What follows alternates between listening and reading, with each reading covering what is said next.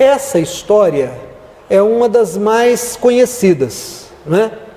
Jesus passa a noite orando, sobe ao monte, desce, vai para o templo, ora, começa a ensinar as Escrituras e de repente um barulho de multidão, lá de longe começa a ficar perto, alto som, e de repente as pessoas entram no templo, há uma mulher que está segura pelos braços, provavelmente nua, temos a informação de que ela foi apanhada no ato de adultério. Em tese, as pessoas, quando fazem sexo, fazem sem roupa. Trouxeram, reforça essa tese o fato de que Jesus inclinou a cabeça e começou a olhar para o chão, escrevendo com o dedo na terra. Ele estava no pátio do templo, assim ele não impunha a ela maior constrangimento do que aquele que ela já vinha passando. E aí dizem para Jesus: mestre, esta mulher foi pega no ato do adultério. Vocês sabem que pecados de origem sexual dão muito ibope, né? Pecados de origem sexual são aqueles que as pessoas gostam de fofocar, gostam de conversar, gostam de saber, gostam de olhar, gostam de apontar. Estigmatiza, põe uma marca na pessoa. Ela é à toa, não vale nada, ele é adúltero, ela não vale nada, ela é adúltera.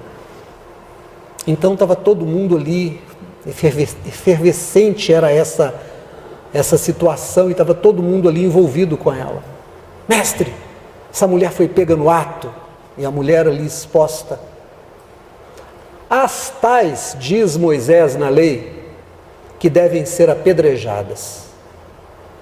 Mas nós trouxemos para que o Senhor dê o veredito. Tem uma informação que João nos dá, de que eles haviam armado uma situação para pegar Jesus. Se Jesus diz, joga mesmo pedra e mata, eles iam dizer, está vendo? Ele fala de amor, ele fala de tolerância, ele fala de que a gente deve perdoar, mas Allah mandou matar. Ou seja, ele é falso. Ele não é nada disso que ele tem mostrado, ele é duro como a lei é dura. Então permanece Moisés, não precisamos dele. Se Jesus, por outro lado, diz, gente, vamos ter misericórdia dela, quem é que não erra? Olha, a menina está começando a vida, talvez ela fosse mais jovem. Eles iam dizer, aí, está vendo? Ele também adultera, aposto que é amante dela. De um jeito ou de outro, Jesus se daria mal. E Jesus não dá resposta, ele fica no silêncio. Irmãos, como que o silêncio de Deus nos provoca, mexe conosco? A gente quer respostas de Deus, às vezes a gente quer respostas de Deus para ontem. Eu tenho uma situação, Deus tem que me falar. Eu tenho que tomar uma decisão, Deus tem que me mostrar o caminho. Deus tem que me explicar por que isso está acontecendo comigo. Eu sou tão bom, eu faço assim, eu faço assado. E Deus, por que Deus deixou acontecer? Por que meu casamento foi para o brejo? Por que meu filho está doente? Por que meu pai bateu? Por que minha empresa faliu? Por que eu fui mandado embora? Por que não acontece com meu vizinho, só acontece comigo? Deus tem que me explicar. E Deus não fala nada, e a gente vai ficando apavorado, porque o silêncio de Deus faz isso, nos provoca. E eles começaram a provocar Jesus, e então, o que o Senhor diz? E Jesus no silêncio. E de repente Jesus levanta a cabeça e não olha para ela, olha para eles. Olha para cada um deles, aquele olhar que capta o olhar de todas as pessoas, e Jesus dá uma palavra e diz, quem dentre vós não tem um pecado, que seja o primeiro a tirar a pedra. Aqui eu preciso fazer um parênteses e dizer que existe uma palavra na Bíblia que se refere a uma afirmação, é a palavra rema. A palavra rema é aquela palavra que é de Deus, é aquela palavra que descreve a verdade, que anula os sofismas. É a palavra revelada, é aquela palavra que Deus abre o entendimento e não há mais nenhum questionamento. Quando Jesus diz, quem dentre vós não tem nenhum pecado, a palavra que Jesus deu, ela denunciou para cada um seu próprio pecado. Cada um ouviu aquela palavra e reconheceu em si tudo aquilo que já havia feito de errado, segundo o seu próprio pensamento, segundo a sua própria consciência, na área sexual, como aquela menina.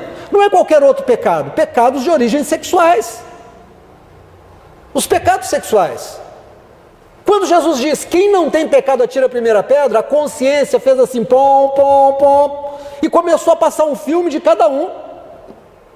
Aquilo que eles não queriam que ninguém soubesse, é como se Deus dissesse para cada um, eu sei o que você fez, eu vi o que você fez, eu ouvi o que você disse. Por isso é que eles começaram a se retirar. Jesus volta a cabeça, inclina e começa de novo a desenhar na terra. E aquele barulhão começa a virar barulhinho e de repente tem um silêncio instalado. Agora Jesus levanta a cabeça e olha para ela. Agora os olhos de Jesus estão nos olhos dela. E é interessante porque ela não fugiu. Se fosse eu, se fosse você, se nós estivéssemos próximos de sermos apedrejados, se nós estivéssemos nus, sendo o motivo da zombaria de todo mundo, passando por toda aquela vergonha, assim que tivéssemos a oportunidade, sairíamos correndo, iríamos nos esconder, fugir. 2 ocasiões eu vi pessoas, provavelmente vítimas de assalto, nuas na rua, todas 2 de madrugada. Uma vez fomos levar uma irmã que estava conosco até tarde, e passando ali no Palmares, era muito mato naquela época, não tinha tantos prédios como hoje, mas havia ali umas casas, uns prédios já, e a gente passando lá, eu vi só um cara correndo, deve ter sido assaltado, imagino. Quis ajudar, eu falei, ele sumiu no mato, não parou nem para receber ajuda. Uma outra vez também, trabalhava à noite, voltando para casa quase ao amanhecer, aqui no Nova Suíça, eu vi alguém correndo na rua nu também. Não dá nem para parar para ajudar, porque a pessoa não para ser ajudada, ela quer se esconder. Você pode imaginar essa moça que foi pega em adultério, que esteve para ser apedrejada, uma multidão, gente zombando, rindo, apontando, e de repente não tem ninguém segurando, por que ela não fugiu? Por que ela não correu? Porque na presença de Jesus ela não se sentiu nua. O olhar de Jesus e a palavra de Jesus denunciou o pecado de todos eles, mas para ela não. Para ela foi pura misericórdia. Para ela houve uma convicção de que havia uma vestimenta. Os olhos de Jesus a vestiram. E ela ficou ali porque era o melhor lugar do mundo. Jesus assumiu a defesa dela. Irmãos, é impressionante quando Jesus assume a nossa defesa. A Bíblia diz que Ele é para nós o nosso grande escudo. Ele não é só o nosso galardão, o nosso prêmio, quando nós andamos na vontade de Deus, mas Ele é também aquele que nos protege. A Bíblia pergunta, agindo Deus, quem impedirá? Se Deus é por nós, quem será contra nós? O poder dessa palavra, que virá depois do livro de João, mas que já estava em Jesus desde a eternidade, veio sobre ela, e agindo Deus por ela, quem impediria a ação de Deus? E se Deus era por ela, quem poderia condená-la? Se Deus a estava justificando através da misericórdia de Jesus. Então ela permanece, ela fica ali na presença dele, e agora Jesus, olhando para os olhos dela, pergunta para ela, mulher, cadê os teus acusadores? Não sobrou nenhum? Cadê? E ela diz, eles foram embora, não ficou nenhum. E ele disse para ela, vá e não peques mais. Interessante, irmãos, porque em Levítico é um livro dos 5 primeiros, que trata das leis, no capítulo 20. E de novo, em Deuteronômio, que repete as leis, o 5º livro, no capítulo 22, diz que quando alguém fosse pego em adultério, o homem e a mulher deveriam ser apedrejados. Não dá para adulterar sozinho. Não trouxeram o homem. Desde que o mundo é mundo, há pessoas que são privilegiadas. A lei não é a mesma para todo mundo e nunca foi. Aquela deusa, cuja imagem segura uma balança e que representa a justiça, e que tem uma venda nos olhos, ela só tem os dois olhos vendados enquanto representante da justiça. Porque na prática, nós sabemos que a justiça não é a mesma para todo mundo. Hoje de manhã tivemos uma escola dominical muito boa. E a Amanda levantou uma questão. Ela disse: se a mulher vai para um processo de entrevista, sabe qual a pergunta que fazem para ela que não faz para o homem? Você tem filhos? Ninguém pergunta para o homem. Ninguém pergunta assim: você tem planos, homem, de ter filho nos próximos 2 anos? Mas para a mulher pergunta. A mulher ainda recebe, em média, 30% menos do que os homens. A mulher ainda é vista como objeto sexual, como símbolo sexual. Entre uma mulher bonita, no padrão comercial, e uma que não seja bonita no padrão comercial, provavelmente não vão examinar o currículo e vão contratar a que é bonita. Porque é algo a ser explorado. Apesar de assédio ser crime, as mulheres ainda são assediadas. Se a mulher trabalha em casa e não tem um serviço regular fora de casa, não é estranho alguém perguntar para ela assim: uai, você não trabalha fora não? É assim? Não. Pergunta assim: você não trabalha não? Como se o trabalho de casa não fosse trabalho. Levanta cedo, arruma a casa, lava a roupa, dá comida para os filhos, faz a marmita do marido, faz a compra, paga a conta, terminou de arrumar a cozinha, serve o almoço, a cozinha está toda para arrumar de novo, e alguém vira e diz: você não trabalha não? Irmãos, isso nós estamos falando de século 21, você pode imaginar lá no começo, há 2000 anos atrás, quando essa mulher não tinha direito à sua própria opinião, não tinha direito a votar, não tinha direito a ter propriedade, não tinha direito a ter o seu próprio nome, ou ela carregava o nome do pai como propriedade do pai pelo poder dele, ou passava a ter o nome do marido e passava a ser propriedade do marido. A lei não é a mesma para todo mundo. A Bíblia diz para nós no livro de João, e nós lemos, que aquela mulher foi trazida sozinha. Onde estava o homem que estava adulterando com ela? Provavelmente ele era um privilegiado, porque a lei nunca foi a mesma coisa para todo mundo. Você acha que ainda hoje a lei é a mesma para um menino loiro de olhos azuis, de 1,85 m, que mora na Zona Sul? É a mesma para um menino negro que mora na periferia, numa comunidade ou no morro? Vocês acham que é a mesma? Você acha que andando na rua, um rapaz branco e um rapaz negro, os dois são vistos da mesma maneira? Óbvio que não. Você já viu o caso de segurança de supermercado prender num mata-leão, bater e acusar de roubo alguém que é loiro? Você nunca viu. Mas negro você já viu. A justiça não é a mesma para todo mundo. A justiça dos homens. Por isso é que trouxeram só aquela menina. Mas Jesus não é o homem. Jesus não se vende. Jesus não é limitado. Jesus não é condicionado pela avareza. Então, quando ele baixou os olhos em respeito àquela mulher. Ele não se preocupou com o homem que havia sido favorecido. Provavelmente, quando deram o flagrante, disseram para ele: vai, vaza. Ninguém te viu. Mas ela pegaram. Talvez ela estivesse ali porque ela fosse pobre, não tinha o que comer, tivesse que sustentar a família. Durante alguns anos da minha vida eu dirigi táxi. E naquela ocasião, a empresa para a qual eu prestava serviço, chamava-se Comotaxi, ainda existe. Ela havia feito um acordo com uma casa onde umas meninas faziam massagens em domicílio. Então elas ligavam, naquela época era rádio, a central chamava o carro no ponto ali perto, e o primeiro motorista atendia. Então eu praticamente conhecia muitas daquelas meninas, porque sempre prestava serviço. E teve uma delas que eu fiquei bem amigo. E uma vez conversando com ela, eu disse: escuta, por que você trabalha desse jeito? Não tem jeito de trabalhar em outra coisa? Não é perigoso alguém te agredir, até te matar? Não é perigoso você contrair uma doença? Sei lá, não é uma coisa segura.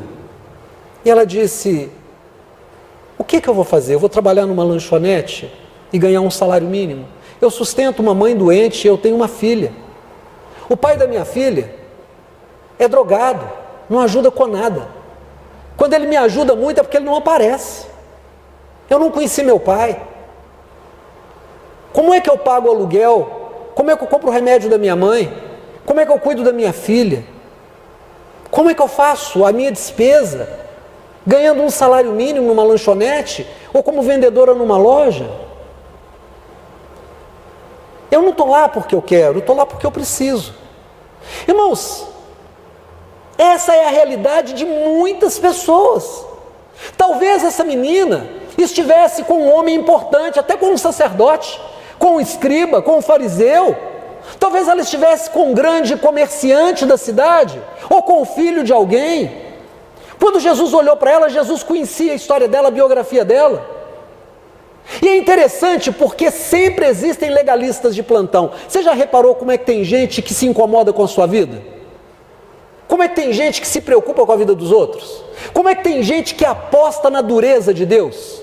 Certa ocasião, conversando com uma pessoa, eu disse para ela, olha, o homem é um ser moral, e como um ser moral, ele é um ser que evolui na história. Nós não entendemos Deus como se entendia há 2000 anos atrás, há 5000 anos atrás. Nós temos uma evolução no conhecimento de Deus, na descida do Espírito Santo, na ação do Espírito Santo. Nós entendemos hoje de uma forma completamente diferente do que Paulo. E ela disse para mim, aquela pessoa, Deus não muda. Como Deus não muda? O Deus do Novo Testamento legitima a escravidão. O Deus no Velho Testamento legitima matar o inimigo. Nós entendemos hoje que a vontade de Deus é que não haja escravidão e que matar é pecado. Então houve uma mudança. Ela disse, Deus não muda. Claro que Deus muda. Muda, porque Ele vai se revelando.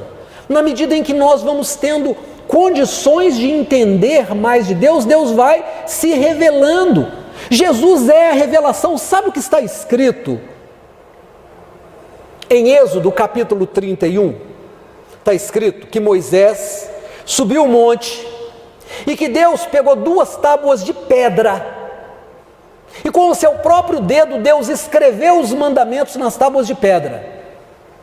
E Moisés desce do monte trazendo a lei de Deus. E na lei de Deus era olho por olho, dente por dente. Na lei de Moisés, realmente, adulterou, era apedrejado e morria.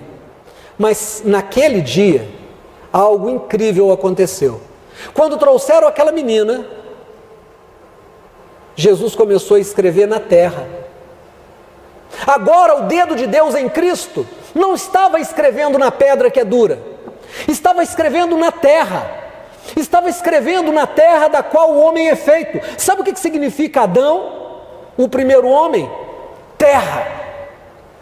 Quando Jesus escreve na terra e ele baixa os olhos, há ali um significado de que Ele está nos dando um novo entendimento. E Ele mesmo vai falar disso quando Ele cita o Velho Testamento dizendo, entendam o que quer dizer eu não quero sacrifício, eu quero misericórdia. Deus não está interessado em pessoas que estejam condenando os outros. Deus não está interessado em santos de plantão dizendo que aquele vai para o inferno, que aquela está errada, que não pode fazer isso, pode fazer aquilo. Deus está interessado em pessoas que abram os seus corações e acolham os que precisam, que socorram os necessitados, que tenham uma palavra para os desesperançados, que estendam as mãos àqueles que estão caídos, que dividam o seu prato, que se preocupem e que se ocupem em fazer bem aos outros. Por isso é que Jesus olha para aquela menina e não a condena. Jesus não disse para ela, tudo bem, não foi adultério. Jesus não fez isso. Jesus ainda disse para ela, não peques mais. Jesus disse para ela desse jeito, sim, é pecado. Mas sabe que às vezes a gente peca num ato desesperado e às vezes até querendo ser pego? Talvez tudo que aquela menina quisesse, naquele momento, era ter sido pega. Às vezes a gente não tem coragem de dar fim à própria vida. Às vezes a gente tem vontade. Às vezes a gente entra em situações de tristeza, de desespero, de dor. Às vezes a gente tem perdas das quais a gente acha que nunca vai se recuperar. Às vezes a vida dá uma porrada na gente que a gente cai e diz: eu não levanto depois dessa. A gente começa a andar meio que zumbi. Você acorda porque o coração teimoso continua batendo. Você deita na esperança de dormir à noite e amanhã chega e você ainda está vivo. Você não tem a coragem, você não pensa em se jogar do alto de um prédio na frente de um caminhão. Conscientemente, talvez você até tenha aversão a isso, mas lá no inconsciente começa um processo de falência existencial. Lá no inconsciente, você começa a dizer: eu não tenho mais razão de viver. Bate uma tristeza, bate uma vontade de que a vida acabe. E aí, inconscientemente, a gente começa a se sabotar. Sabe que tem muito diabético comendo açúcar porque lá no fundo quer morrer? Sabe que tem muita gente andando de madrugada em zonas perigosas porque lá no fundo quer ser vítima de um latrocínio? Sabe que tem muita gente dirigindo a 140 por hora, a 200 km por hora, porque lá no fundo espera que uma barra estabilizadora quebre? Não tenho a coragem de conscientemente tirar a minha vida, mas inconscientemente sim. A gente começa a se sabotar. Sabe aquela pessoa, isso eu vejo muito em consultório, aquela pessoa que começa a se sabotar e engorda,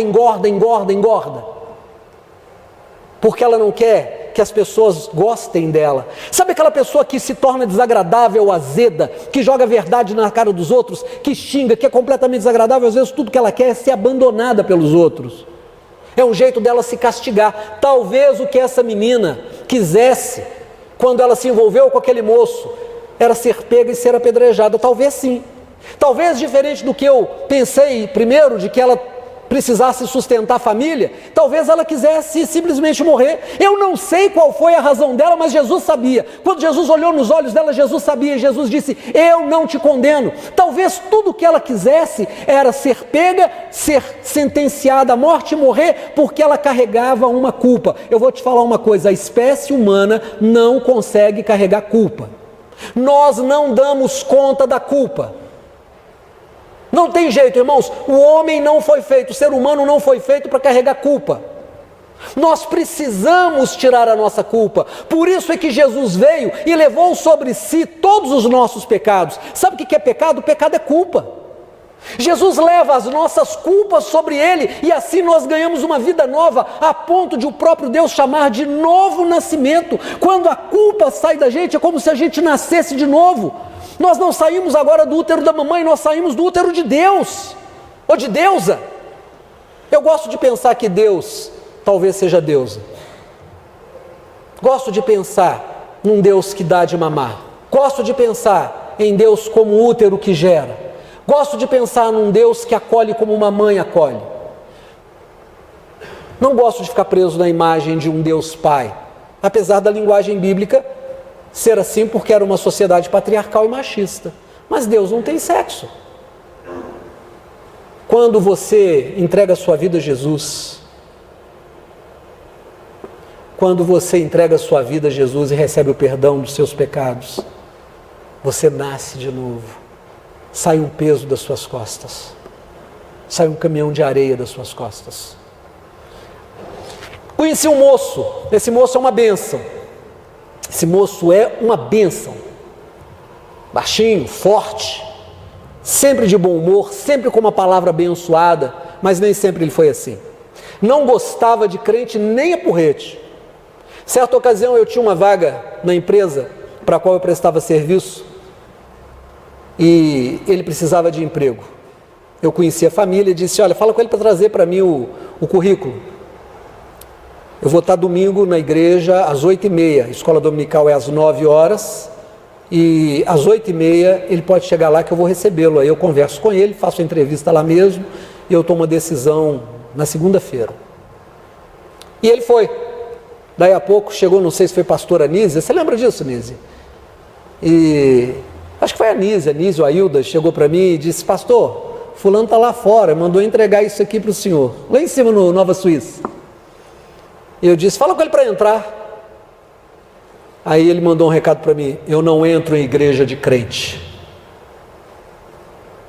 Aí eu mandei um recado para ele: então eu não vou ler o seu currículo. Aí ele entrou, conversamos, ele tinha as habilidades que eram necessárias, ele tinha um currículo interessante, e aí na segunda-feira eu optei por ele. Ficou na empresa um tempo, eu saí, depois de um tempo ele saiu também, mas um dia ele estava na casa do irmão dele, evangélico, as cunhadas evangélicas, irmãos, e de repente ele manifestou um demônio bravo, a coisa vivia dentro dele. Por que ele não gostava de igreja? Por que ele não gostava de crente? Apesar da família ser evangélica, ele estava endemoniado, era um endemoniado 24 horas por dia. Ele não era essa pessoa gostosa que ele é hoje, não era essa pessoa abençoada que ele é hoje. Ele era um homem amargo, era um homem terrível.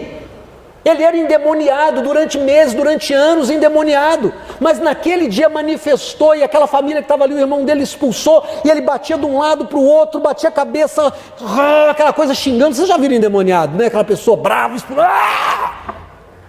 saiu o demônio. Ele, bum, no chão.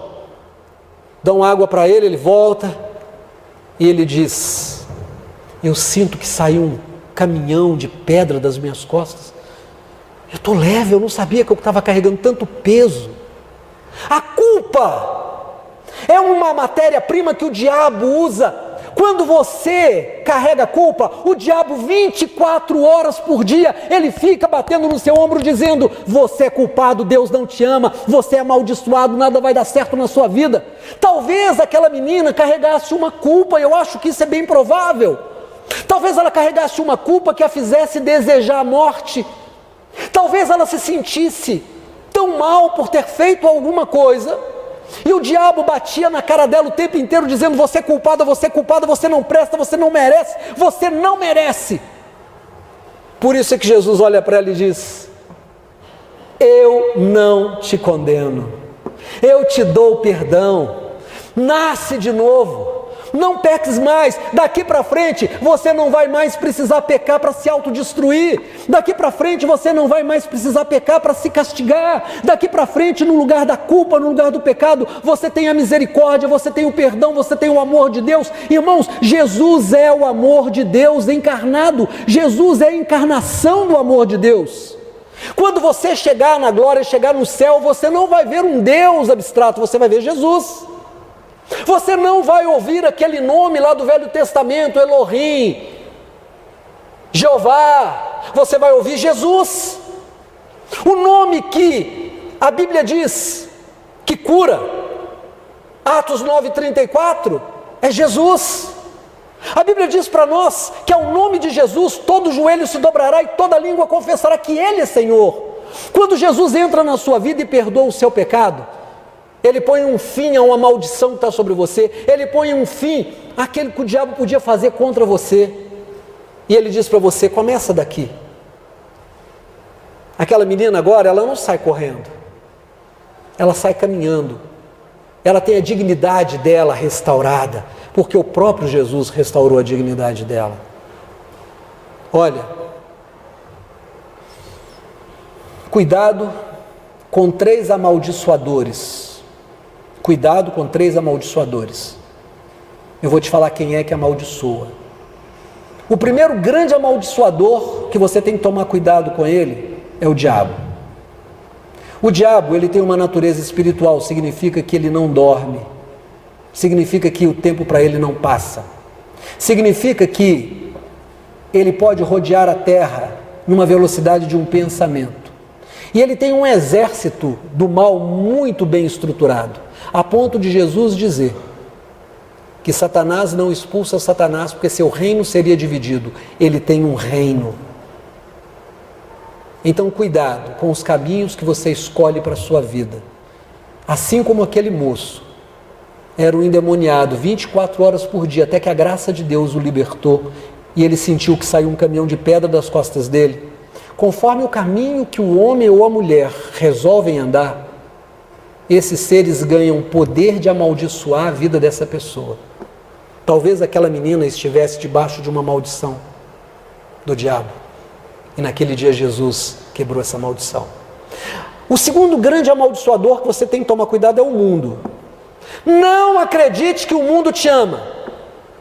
O mundo não te ama, o mundo quer tirar vantagem de você. Se você é bonita, o mundo vai tirar vantagem da sua beleza. Se você é inteligente, o mundo vai tirar vantagem da sua inteligência. Se você tem dinheiro, o mundo vai tirar vantagem do seu dinheiro.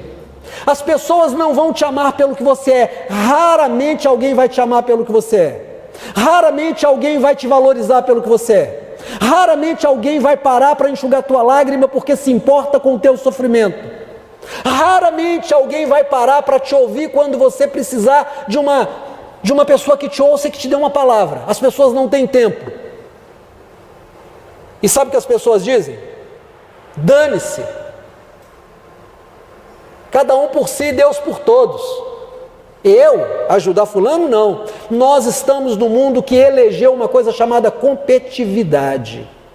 Nós estamos sendo instigados a competir uns contra os outros. Eu gosto muito de um menino é jeito de falar porque já é um homem, já tem família, o Eduardo Marinho. Ele disse: eu não quero competir com ninguém, eu não quero tirar vantagem de ninguém, eu só quero viver. Caramba, eu não nasci para juntar capital, para juntar patrimônio. Se o objetivo da vida fosse juntar patrimônio, o dia que a gente tivesse patrimônio não morria mais, tinha completado o objetivo da vida. Mas você morre porque esse não é o objetivo da vida. E sabe o que o mundo faz com você? Diz para você: você tem que levantar cedo e deitar tarde, você não pode ter final de semana, você tem que ter os prazeres mais absurdos desse mundo, você tem que ter um carro legal, você tem que ter uma roupa legal, você tem que ter um cabelo legal, você não pode envelhecer, não pode ter uma ruga, não pode ter um cabelo branco, não pode ter uma barriguinha, você tem que ser sempre essa coisa linda. Deixa eu te contar uma coisa: ninguém é essa coisa linda o tempo todo. Hoje você está mais velho do que ontem, amanhã vai estar mais velho do que hoje, e vai chegar um momento em que toda essa beleza vai desmontar, que toda essa força vai cair, em que você vai ser apenas um velho. Meu pai faz hoje 85 anos, hoje ele está aniversariando. Depois do almoço eu fui para a casa dele, para arrumar a casa dele. Aí passei a tarde arrumando o que eu pude na casa dele. No final passei para visitá-lo, onde ele está hospedado. Aí ele estava jantando, próximo das 6 horas. Entrei, pus o braço nele, perguntei para ele: tá bom, pai? Tudo bem? Jantando, tá gostoso? Tá. O senhor sabe que hoje é seu aniversário? Ele falou: é? Eu falei: é, pai, só estou fazendo 85 anos. Ele falou: eu não sabia. Eu falei: eu passei aqui para orar com o senhor. Eu não podia passar esse dia sem fazer uma oração com o senhor. Aí ele falou: eu quero. Aí eu orei: Jesus, abençoa o papai. E orei. Como eu disse aqui num domingo desse, ele agora virou o meu bebê, né? Eu é que cuido. E eu orei com ele. E aí ele terminou, olhou para mim e falou assim: se Deus quiser. Eu falei: amém. O jeito de ele falar amém é se Deus quiser. E aí eu vim para a igreja. Eu lembro dele cortando uma árvore. Irmãos, o pessoal da minha rua abriu uma rua numa chácara, ali onde o Orlando tem a oficina dele, aquele quarteirão, aquilo ali era uma mangueiral. O dia que o pessoal resolveu abrir a rua ali, era uma árvore desse tamanho, um pé de birosca. Vocês conhecem birosca? Birosca é uma árvore grandona, a gente chamava de birosca. Ele pegou um machado e cortou aquilo ali. Eu vi aquele homem fazer coisas extraordinárias. Ele é grande, ele é forte, a mão dele é um negócio. Hoje, vem andando assim: pai, levanta essa costa. Pai, dá um passo. 85 anos. Não está igual o irmão Antônio, que tem mais ou menos a idade, mas está forte. O irmão Antônio é um ponto fora da curva. Você está aí achando que você vai ficar forte a vida inteira, bonita a vida inteira? Não vai. O mundo vai amaldiçoar você no dia que você estiver com o cabelo branco, no dia que você estiver com a barriguinha, no dia que você não estiver mais interessante. Sabe aquele emprego que a sua beleza, que a sua força, que a sua juventude abre para você? No dia que você perder esses requisitos, você não vai ser mais tão interessante. Quem é mulher aqui e gosta de ler? Por favor, deixa eu ver. Levanta a mão quem gosta de ler.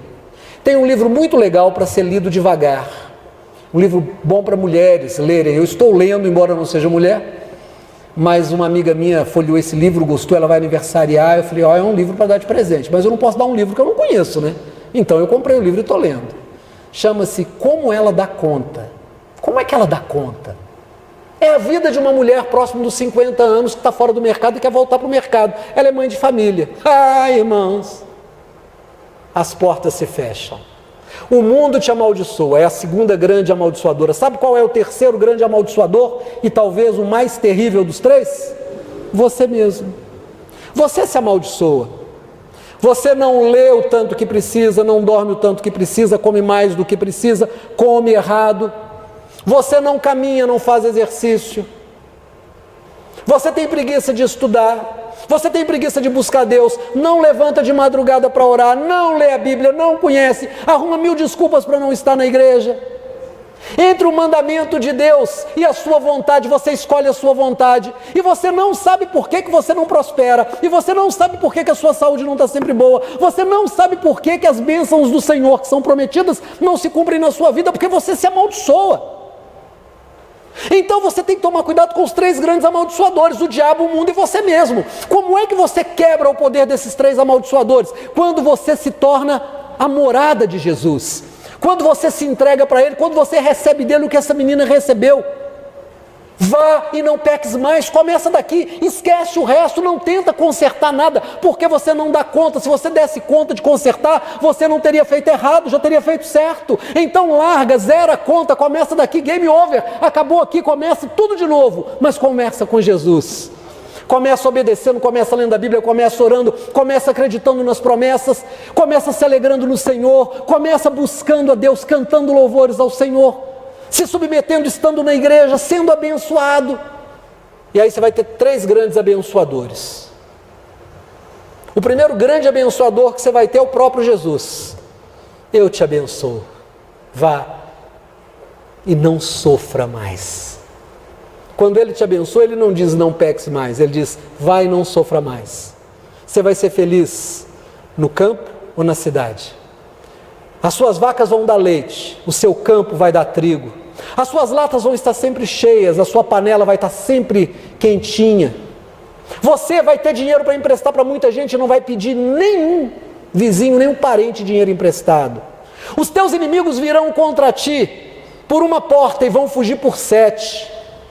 Pastor, de onde o senhor está inventando tudo isso? De Deuteronômio capítulo 28, o abençoador começa a te abençoar, porque você aceitou Jesus, você começou a mudar de vida, a sua vida começa a dar certo, começa a engatar uma coisa na outra, e você olha para trás e fala, quando foi que tudo começou a dar certo? Quando eu entreguei minha vida para Jesus de verdade, quando eu comecei a andar com Jesus de verdade.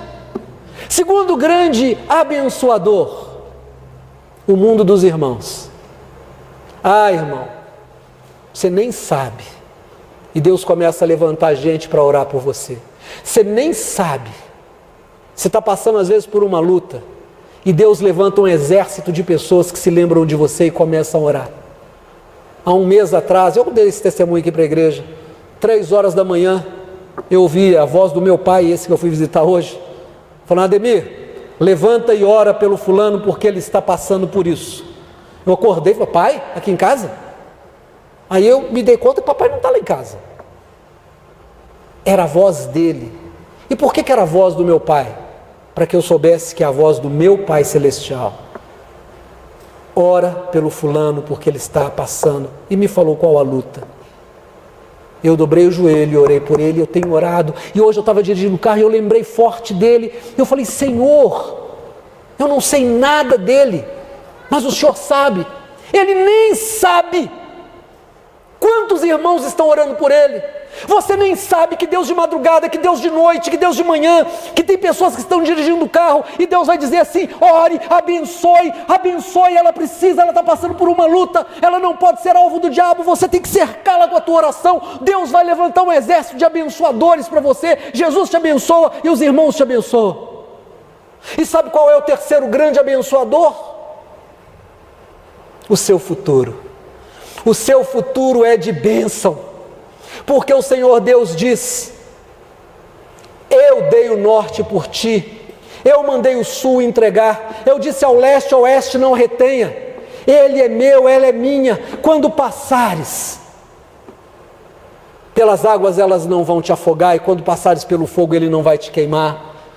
porque eu tenho para você um reino que foi preparado antes da fundação do mundo. O teu futuro é glorioso, o teu futuro é vitória. O Senhor olha para você e diz: é vencedora. O Senhor olha para você e diz: é vencedor. O teu futuro vai ser de glória, porque a minha glória vai se manifestar na tua vida. Eu escrevi no meu livro os teus dias quando nenhum deles ainda existia, e no final de cada frase eu escrevi: vitoriosa, vitoriosa, vitoriosa, vitorioso, vitorioso, vitorioso. O Senhor te abençoa. Toma posse, levanta a cabeça, põe um sorriso, tira a lágrima, profetiza, porque o Senhor quer te abençoar. Ande com Jesus. Essa mulher, ela chegou para Jesus debaixo de uma sentença de morte, e ela saiu cheia de vida. Como é bom ter um encontro com Jesus. Vamos ficar de pé?